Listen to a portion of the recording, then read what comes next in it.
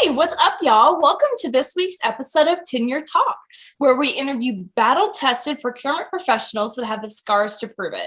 We ask the same 5 questions every week, providing chewable bits of expertise. I'm your host, Katie McEwen, the procurement girl, representing BidOps, where we enable procurement teams to predict and win faster value from abundant possibilities. We host procurement meetups all around the nation. Please look for local meetups at bidops.com for events coming to a town near you. I'm so excited to introduce you to our rockstar guest today, Jaime Robles, Chief Procurement Officer at Casey's General Stores. Thank you so much for joining the show today, Jaime. Thank you, Katie. Thank you for the invitation. I'm happy to be here. Yes, we are so thankful to have you.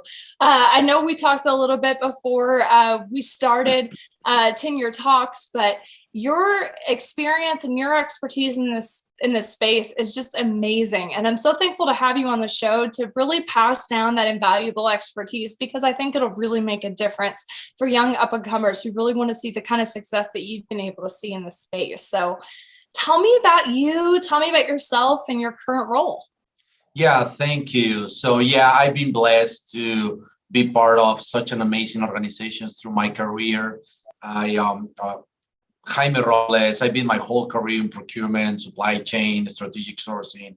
I started my career in Mexico, where I was born, and I worked on my first opportunities were in the automotive industry in Mexico. And then I moved into another company such as 7-Eleven. Then I spent 10 years in Philips, where I had the opportunity to live abroad in different countries around the world. And we built this procurement organization for the company. And then I moved into General Electric, and I spent over there several years of my career as well for the whole global operations procurement team and building the whole one procurement organization for GE. And then I became an independent consultant by accident, as I call it, because that was not my intention, but I decided to give it a try. And that's when I had the opportunity to work for several other companies in the consultant independent role, helping them to set up and with projects specifics around strategic sourcing, procurement ops, systems, tools, processes, such as Walmart and some others. And then Casey's knocked on my door, and they got this amazing opportunity about building the whole procurement or function for the company. And since I'd done that before for very large, global, complex companies, I took the opportunity, and I think it was very interesting to sit in the CPG, retail, convenience stores as well. And we got an amazing executive team here, well led by Darren, who's our CEO. And we're growing double digits. It's a great company to be here with a lot of challenges. We just got our best year ever, and we're building an amazing procurement team here for Casey's. I love it. I love it. And I love hearing the passion in your voice for the organization and the company and the leadership. That's just so important. And I know we talked before we got started here. So you made the switch during COVID. Yeah, that is correct. I've been here for 18 months, so it was in the middle of the COVID pandemic. It was challenging moving with 2 babies. I got a newborn at that time, and we were moving from Dallas to Des Moines, and then switching companies and starting from scratch, the whole organization, getting built, the whole team, and at the same time establishing the new procurement organization and process systems, tools, technology, and then all the things that everybody knows, right, about supply chain issues, inflation, cost pressures. We are every single day facing something new here, and has been challenging. So I got a lot of white hair over the last 12 months thanks to that.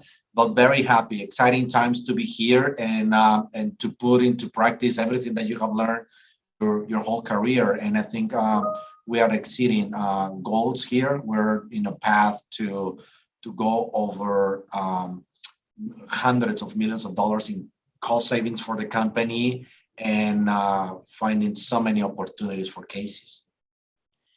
So not only are you seeing incredible growth, but you're also establishing those processes as you scale. That's not easy for a lot of folks. Has that kind of blossomed from your experience with consulting? Yes, it does, but to be very honest, is more relevant to the team that I build around me. So I think I've been very successful in my career, not because I'm really good at it, but because I'm really good at surrounding myself with the best talent out there. And I think that's been the key here. So I got a great team that we built from scratch, people that came over from other experiences as well, and that I asked them for this amazing opportunity within the company. I said, hey, do you want to make a dent to the universe and make a name in the procurement world? So this is the big opportunity. So come over and show it. And I got people from different industries and from different companies and experiences joining me in this endeavor. And they are rock stars. They are the best in the industry. It is on category strategies, it is in process systems and tools, center of excellence, analytics, which is the core of everything that we're building, because we're also building a procurement function like nobody's seen before in this industry. It's not the typical procurement organization with category management and strategic sourcing. Is completely redesigned around technology and not having expertise. A very, I would say, disruptive way of think that we're doing it here, and it's creating tremendous value for the company. So yeah, they are the ones who take the star. You are talking my language. Oh my gosh.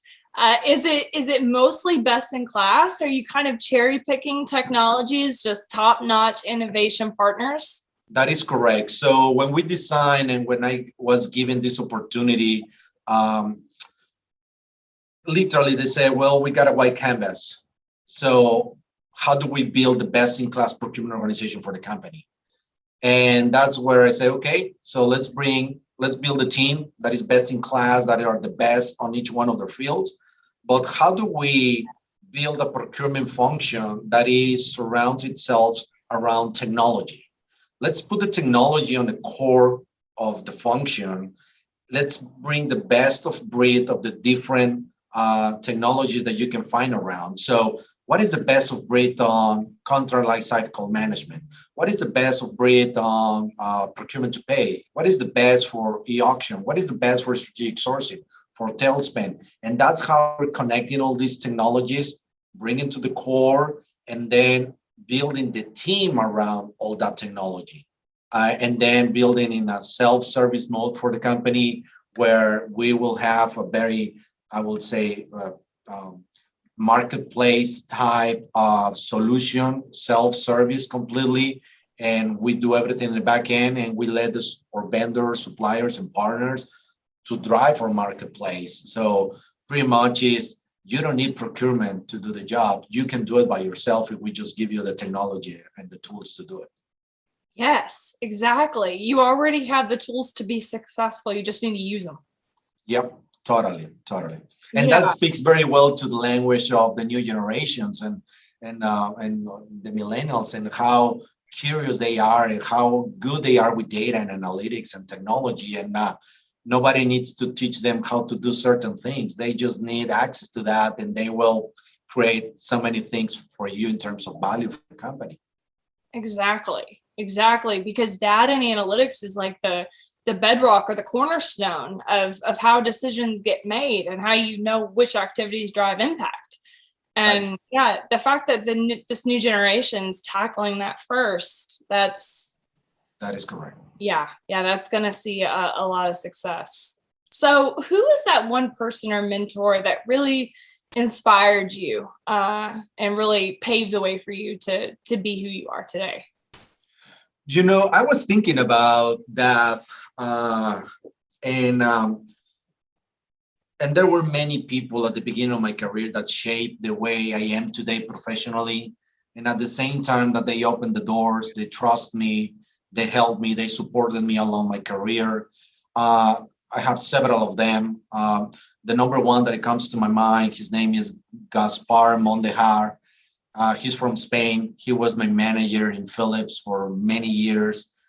He opened the door to me. He trusted me.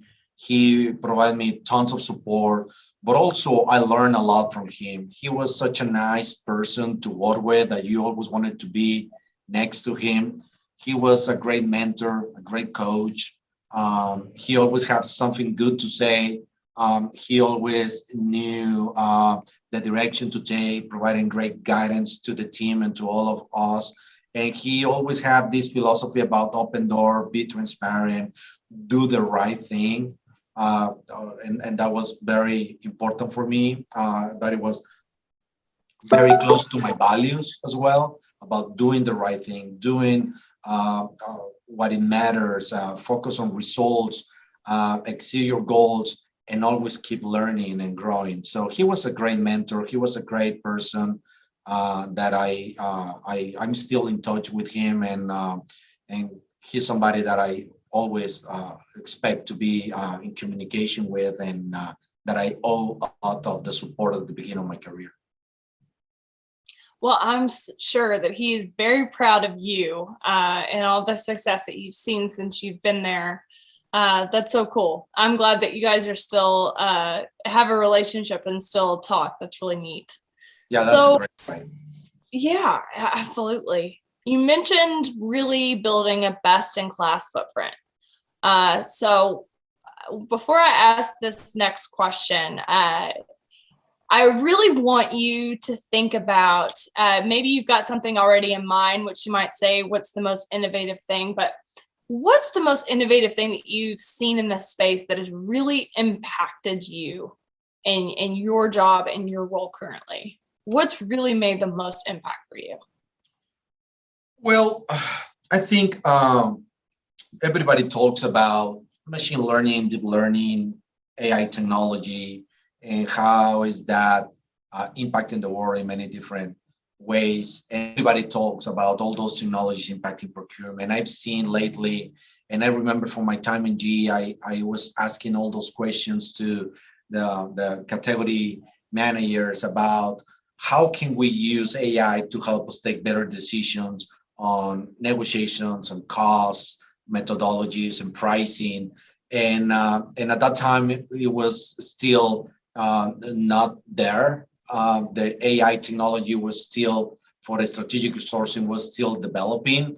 So today, you can see so many procurement AI solutions to explore with, from AI contract management, AI supply risk management, automated purchasing for tailspin, automated payments, spend analytics, AI in supplier information management, AI into the vendor master data as well. So I think when you look at all these technologies and the different best of breed that exist out there, that is what is transforming the organizations into a fast-paced mode.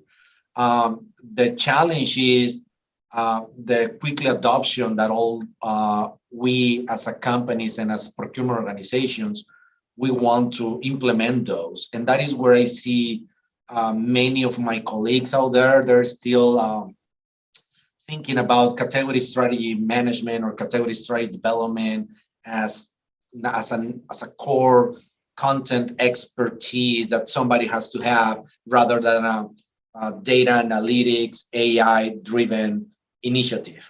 So that is a switch that needs to come pretty quick. I think COVID and the whole last 18 months have demonstrated all those that are more top-notch technologies implemented across the world are the ones that are reacting faster and adapting faster the whole supply chain.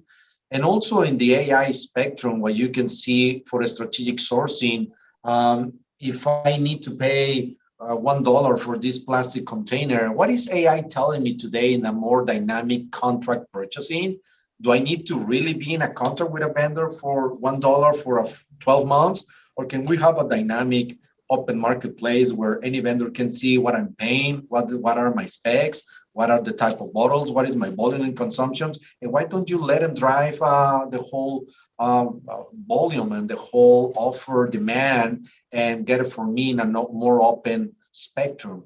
that's what I envision moving forward, that we're not so protective of data and what we buy and how we buy and who's my vendors and the strategic. I know there's key elements into all that, but also I think there's a bunch of stuff that we can start looking around and open up to the marketplace and let them play and let them compete and let them come over and let them make an offer to you. I think that is where AI is going to accelerate tremendously in the next 5 years. I completely agree. Completely. The only hurdle that I can foresee with that is security. It seems like security risk is becoming so everywhere. I mean, even email, you can't even email people with attachments, it's a big deal with a lot of large organizations. So how do you overcome that with sharing and having some sort of open marketplace that way? I know, and that is always a constant conversation with the whole supply risk management piece and with the security risk enterprise for your own company. But that's the whole conversation about, do we move everything to the cloud? Do we keep it out of the cloud? And is the whole conversation between the chief security officer and the CIO and the CSO about what do we do with the cloud? Should we go? Don't go? I don't think that is going to go away either way. Either you don't go to cloud, or you stay here, you share or you don't share. That is not going to change. So what we need to find a way is like how we can safely move into that direction that is going to benefit your business, and we do the best that we can to protect the data from those type of attacks and cyber attacks and those things that I don't think are going anywhere. They're going to stay, but we just need to be smarter and be ahead of that. And that's the other point about all this. If they are trying to cyber attack and get your data, but if you got your data exposed, well, they are going to try to attack that, so it's like, let's talk about transparency, and whenever you're sharing, what are they trying to get? Of course, there's a bunch of stuff that you can share, but that is kind of the balance that you need to keep in those conversations. Exactly. Yeah, it's tough, but you have to think about what's more important: innovation and moving forward, or being strangled to risk. So, what's the one unique thing about you that maybe nobody in this space really knows about? Unique thing about me. That's sure. There's a lot to choose from. I'm a private pilot. I got my private pilot license like 10 years ago. I love to fly planes. I love motorcycles. I raced motorcycles since I was 4 years old. I like sports. I like your poor mother. I like speed. I like racing. I like fly planes. That's kind of my passion, and and I enjoy it a lot. That's amazing. So how far have you flown? No, not really. To be very honest, I haven't flown more than, I used to live in Texas before I moved over here to Des Moines. So and it's a single engine plane. So just to get out of Texas, it will take you 4 hours flying or whatever. So that is the problem with Texas. So we just went around a couple of states to Oklahoma or to Louisiana or something around the state, but I never did more than a couple 100 miles. That's amazing. It has to be, such an adrenaline rush, being up there and being in control. Yeah, I still remember when I did my first solo, and you do all these hours with your instructor next to you, and then the day that you're gonna fly solo, and say, okay, so now is the day that you fly by yourself, and that is the day that you are up there by yourself, and you look around and say, well, if nothing goes bad, if I panic, if I don't know what to do, this is the day that I kill myself. I can literally kill myself here if I don't do it right. But yeah, that sensation, it's priceless. That's being alive, right? Yeah, You it have to is. take risks. You have Of to take course, risks. Part of it. of course. Risk, getting out of your comfort zone, taking the risk, go for it. Life is only one, and you need to make the best out of it. Amen to that. Amen to that. So what's one piece of advice? And I mean, even though I think that's probably the best advice that we could probably leave on today, but what's the one piece of advice that you would give to people that are in procurement or entering procurement and want to see the kind of success that you've seen? I believe there are different things that you can do in your career, but something that I've seen it work really well lately, and I think is going to continue that trend is um, work on your skills, on your behaviors, on your attitudes, in your soft side of your professional core. Don't work on the expert and the expertise, experience. Um, in my opinion, experience will come with time. And what is experience if nothing else but knowledge and time uh, and data? So we live in a world where we got tons of data all around. So if you want to know about something, you just Google it. And today days, these young millennials, they can become an expert in so many things so quick that they don't need years of experience. What they need is the attitude, is the curiosity, is the relentless, I never take no as an answer, I make it happen attitude, and I focus on results. And that is what it is going to take you longer. And that is going to take you further in your career path than focusing on experience. That will be my piece of advice. Never stop learning and growing. Have a career plan and know how to execute that career plan. Love that. That's amazing. That's amazing. I'm so thankful for everyone that got to tune in today and hear this expertise. Thank you so much. I appreciate it, Jaime. You're amazing. Thank you to Procurement Foundry for setting this up. And thank you to everyone who was able to listen. I hope that y'all go out there and have a very blessed week. Thank you so much. Have a good one. Thank you so much.